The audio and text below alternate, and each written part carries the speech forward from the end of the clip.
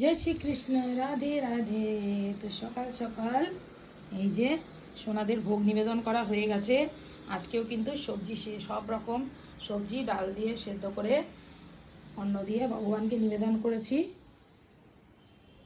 কারণ এখন আমাদের চলে যেতে হবে একটা জায়গায়। তো এই কারণে কিন্তু খুব বেশি কিছু রান্না করিনি, এসে রান্না করব, কিছুক্ষণের মধ্যেই ফিরে আসব। তো এই যে ভগবানের দিব্য দর্শন করে নাও।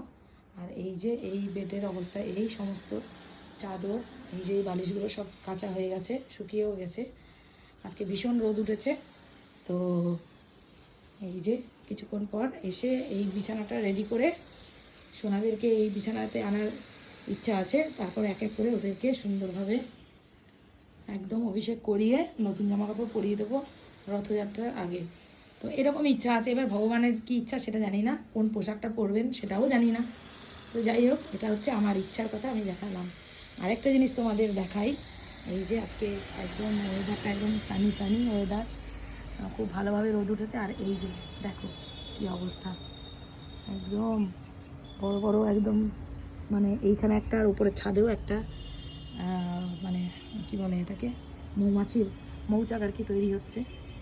তো আমাকে মানে একজনা বলেছে যে এরকম পুড়িয়ে দিতে, কিন্তু আমার মনে হয় যে কারোর বাসা পোড়ানো ঠিক না। এটা তো ওরা অনেক কষ্ট করে অনেক দিন ধরে এটা তৈরি করেছে নিশ্চয়ই, তো এটাকে কেন পোড়াবো। হ্যাঁ, মাঝে মধ্যে একটু মৌমাছির কামড় খেতে হয়েছে, যেমন পরশুদিন আমাকে পায়ের মধ্যে কামড় দিয়েছে, কিন্তু কিছু করার নেই, এইটা ভাঙা যাবে না। তো যাই হোক, ভিডিওটা ভালো লাগলে অবশ্যই লাইক কমেন্ট শেয়ার করে দিও। হরি বল, রাধে রাধে।